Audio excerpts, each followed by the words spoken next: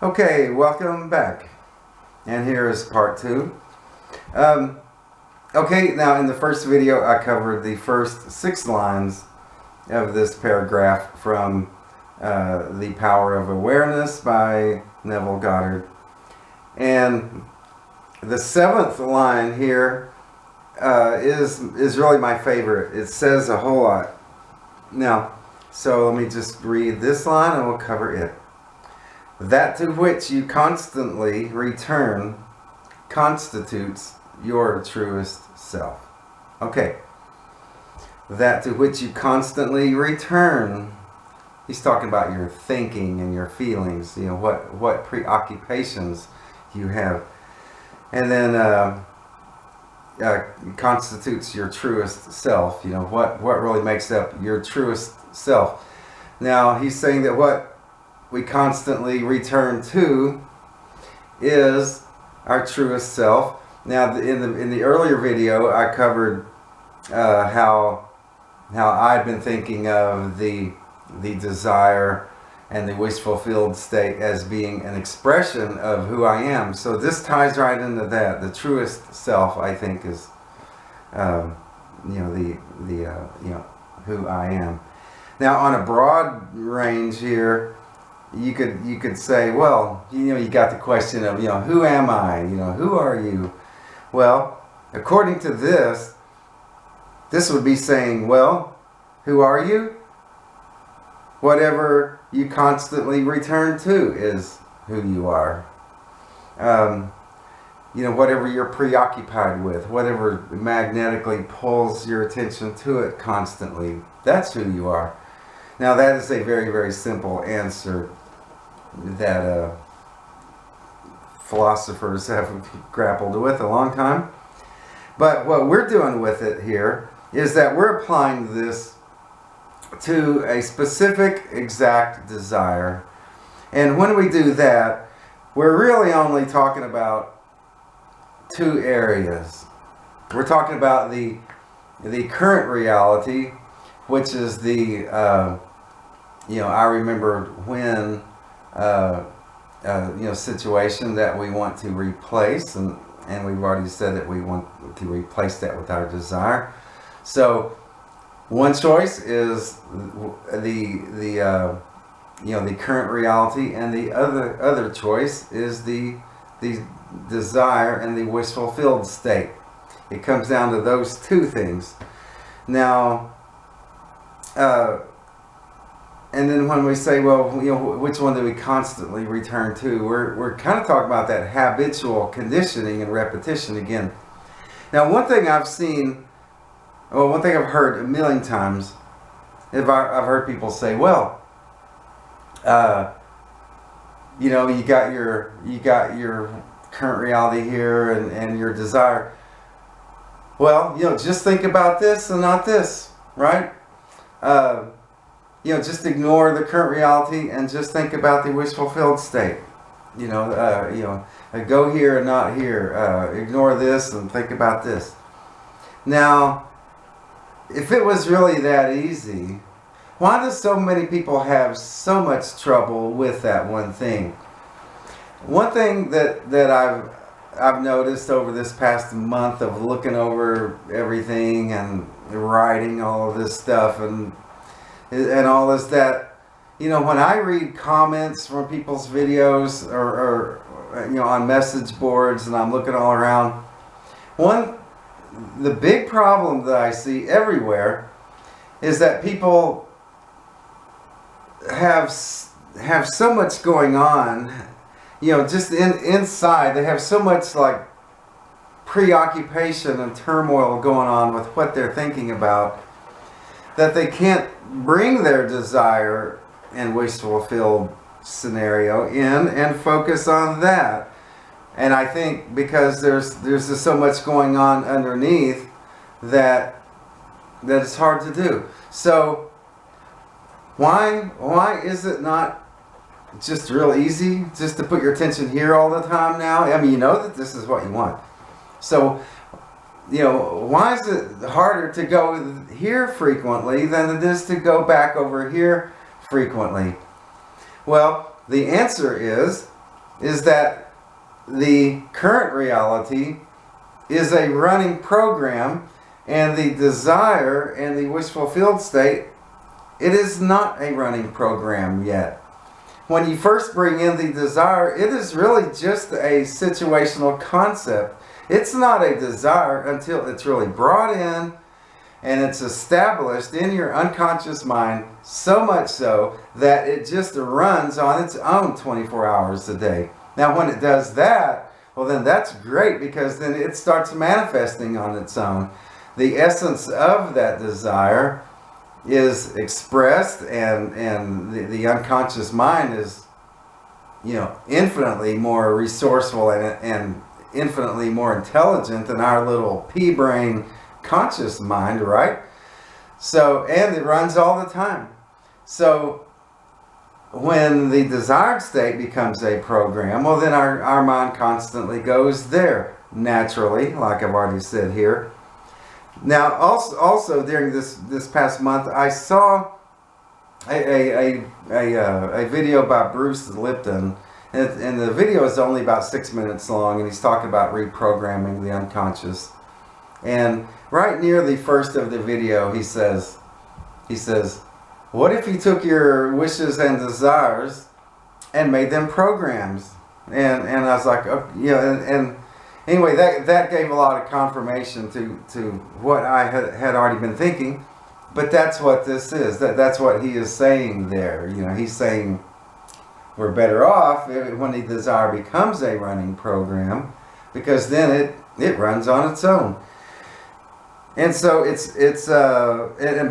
furthermore, I'm going to add to that and say it's not, well, it's not just that it needs to become a program, but the current reality, it needs to be resolved and neutralized. If you want to put it in a, you know, with the computer metaphor, it needs to be disabled and shut down. It'd be nice if it were deleted, but we don't need to totally forget the memory entirely. You're not going to do that realistically, and you don't need to. But what does need to happen is that it needs to quit being a preoccupation that just magnetically pulls our attention to it. And so when it loses that magnetic effect, you know, that pulls our attention, then I think it is disabled enough to go on, because it's only functioning, it's only causing a problem if we keep thinking about it, and if we can't stop thinking about it. If it has been running as really I'll say pretty much a habit, although I like to use the word habit for that, but the word habit is a behavior cycle of its own. I'm not exactly sure if that's the perfect word for it, but it is very habitual in a way where it kind of runs on its own, and we have a hard time stopping it. So that needs to be resolved if you really want to do this right, you know, because if it is neutralized or, you know, disabled, then it's not pulling our attention anymore, and therefore it frees up the time and energy to put our attention on the desire and the wish fulfilled. Okay, and that is when I think the desire can truly replace this other one. If this current reality is still running as a program, when you're over here trying to just slap the desire down right over it as a replacement, you still have that emotional static going on with the one beneath it while you're trying to put this other one in. If you possibly can, disable the old one, and then that frees up your attention so much better when thinking of the wish fulfilled. I'd like for that to be a little easier said than done. I realize that is something, but at least maybe at least I'm clarifying kind of, you know, what needs to be done if you really wanted to get to the root of it all and do this really well.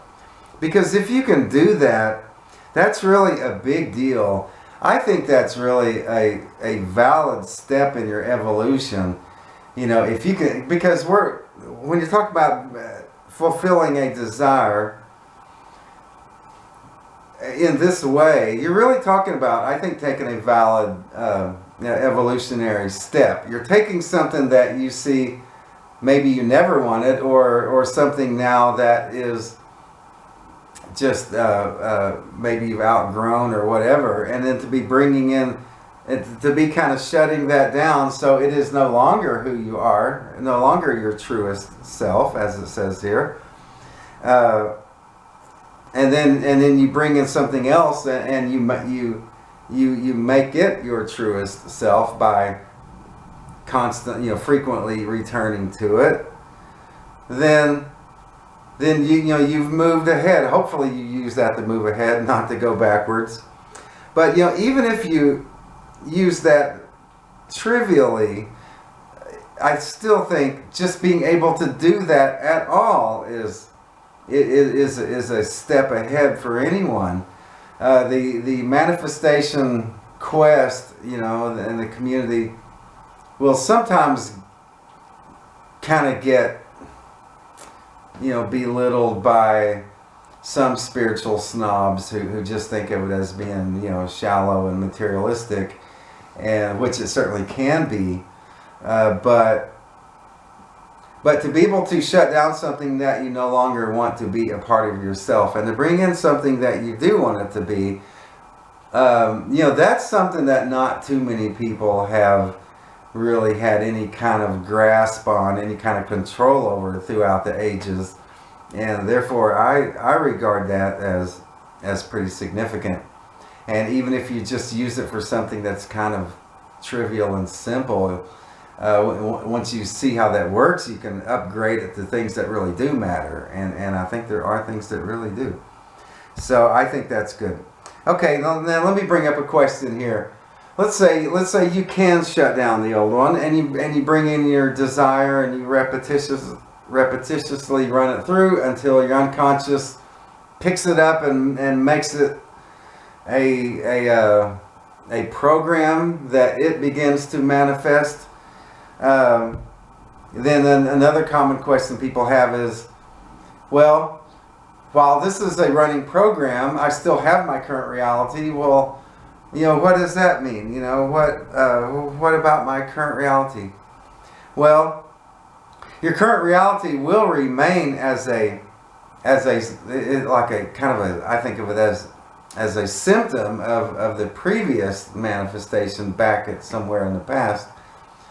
But the significance of it has been neutralized, and you have to just know that while it is still there, it is no longer your truest self anymore, really. It's no longer who you are, because now your attention is on to something else, and your unconscious mind then has taken your momentum and turned it into a bit of a different direction, and you're going over here. Now you still have this for the time being, but it will disappear, it'll fade out, maybe go away suddenly, whatever the case may be.